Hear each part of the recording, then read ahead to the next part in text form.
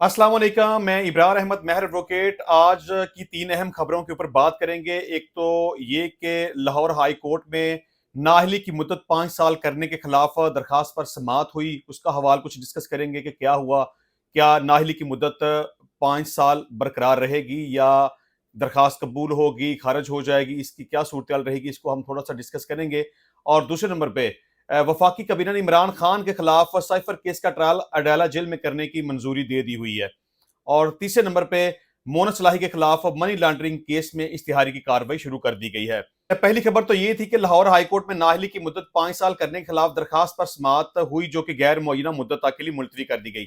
इसकी तफसील कुछ इस तरह थी कि लाहौर हाईकोर्ट में नाअहली की मुद्दत 5 साल करने के खिलाफ दरखास्त पर समाअत हुई। इलेक्शन कमीशन की जानब से जवाब दाखिल करवा दिया गया, जिसके बाद अदालत ने सरकारी वकील को तैयारी करने के लिए मोहलत दे दी।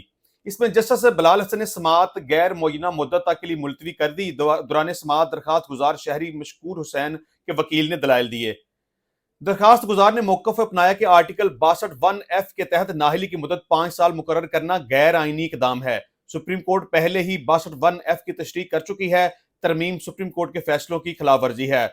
दरखास्त गुजार शहरी के वकील ने इस्तदा की कि नाअहली की मुद्दत 5 साल करने की तरमीम को कल अदम करार दिया जाए दी गई है। और मैं समझता हूं कि शायद अब इलेक्शन होने तक इस केस की दोबारा सुमात ना हो, क्योंकि जो भी सूरत हाल बाजार नजर आ रही है, जो कि समझ आ रही है कि जिस तरह से इमरान खान के खिलाफ मुख्तलिफ मुकदमात जेर समात हैं और उसको जेल से बाहर नहीं निकलने दिया जा रहा, और कोशिश की जा रही है कि इसमें मुख्तलिफ मुकदमात में उसको सजा देकर उसको मैक्सिमम टाइम तक जेल में रखा जाए। और जिस तरह से नवाज शरीफ को पाकिस्तान के अंदर वापस लाया गया है, उसको जिस तरह से रिलीफ दिया गया, उसके अपीलों की जिस तरह से बहाली की गई और उसको जिस तरह से मुख्तलिफ मुकदमात में अब बरी करने का सिलसिला शुरू हो चुका हुआ है, तो अगर ये मुद्दत 5 साल बढ़ा दी गई तो फिर तो ये मकसद पूरा नहीं होगा। नवाज शरीफ तो वजीर आज़म नहीं बन सकेगा। लिहाजा मैं समझता हूं कि ये गैर मुअय्यना मुद्दत तक के लिए मुलतवी कर दी गई है और शायद इलेक्शन के बाद ही दोबारा इसकी समाअत हो और ये दरखास्त खारिज कर दी जाए। अगर पहले भी इस केस की समाअत हुई तो भी ये खारिज कर दी जाएगी और हो सकता है कि इलेक्शन तक इस केस की समाअत ही ना हो। बहरहाल, दूसरे नंबर पे वफाकी काबीना ने इमरान खान के खिलाफ साइफर केस का ट्रायल अडयाला जेल में करने की मंजूरी दे दी है। मैं समझता हूं कि इसमें वफाकी काबीना से मंजूरी लेने की शायद इस तरह से जरूरत नहीं थी, क्योंकि अदालत इस हवाले से एक अपना फैसला पहले ही दे चुकी हुई है। इसमें अदालत पहले भी फैसला दिया था कि इमरान खान का और शाह महमूद कुरैशी का ट्रायल ओपन कोर्ट में होना चाहिए, और कानून भी यही है कि जब भी किसी मुलजिम के खिलाफ कोई केस बनता है तो उसका ट्रायल हमेशा ओपन कोर्ट में ही होता है। जेल ट्रायल बड़े ही मखसूस हालात में किया जाता है, मसलन बड़े ही कोई सिक्योरिटी थ्रेट्स हों या किसी केस में ऑलरेडी किसी मुलजिम को सजा हो चुकी हो, किसी दूसरे केस में उसकी समाअत होनी हो, तो वो जेल के अंदर होती है। लेकिन बहरहाल इमरान खान के केस में इस तरह की कोई ऐसी सूरत हाल नहीं थी। इसमें ऑलरेडी अब्दुल हसनात जुल्करनैन, जो कि इमरान खान के केस की समाअत कर रहे हैं, उन्होंने पहले ये हुक्म जारी किया कि इन के केस की समाअत ओपन कोर्ट में होनी चाहिए, और अदालत ने इसके ऊपर प्रॉपर एक हुक्म जारी कर दिया। लेकिन अदालत के हुक्म की खिलाफ वर्जी की गई और जेल इंतजामिया की तरफ से, यानी कि जेल सुप्रिटेंडेंट की तरफ से एक रिपोर्ट अदालत के अंदर पेश की गई कि चूंकि बड़े सिक्योरिटी अलर्ट्स हैं, सिक्योरिटी थ्रेट्स हैं, इमरान खान की जान को शदीद खतरात लाहक हैं, लिहाजा हम इमरान खान को जुडिशल कम्प्लेक्स के अंदर लेके नहीं आ सकते। हालांकि ऐसी कोई बात नहीं है।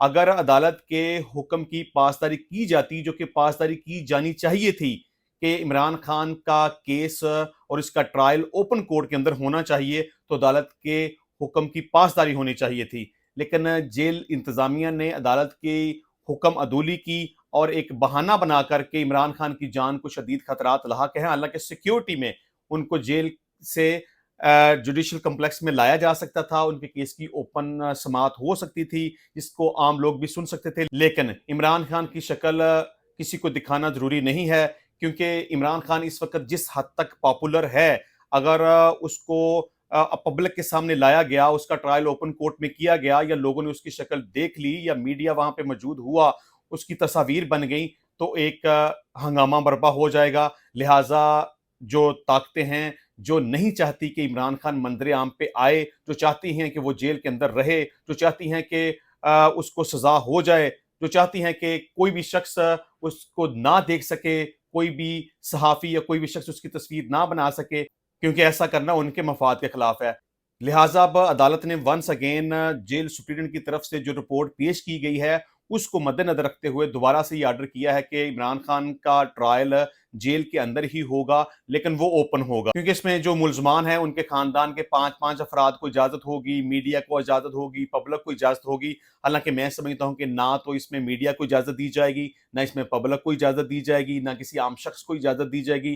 میں سمجھتا ہوں کہ یہ جیل ٹرائل اس طریقے سے ہوگا کہ یہ بالکل چھپا کے رکھا جائے گا اور کسی بھی دوسرے شخص کے سامنے یہ ٹرائل نہیں ہوگا۔ اور اس میں آج کے دن کی تیسری خبر یہ تھی کہ مونس الہی کو منی لانڈرنگ کیس میں اشتہاری کرنے کی کارروائی شروع کر دی گئی ہے، اور مونس الہی سے متعلق مختلف جگہوں پر اشتہارات آویزاں کر دیے گئے ہیں، جس میں تحریر کیا گیا ہے کہ مونس الہی کو آج عدالت میں پیش ہونے کی مہلت دی گئی تھی، لیکن وہ روپوش ہیں اور عدالت میں پیش نہیں ہو رہے۔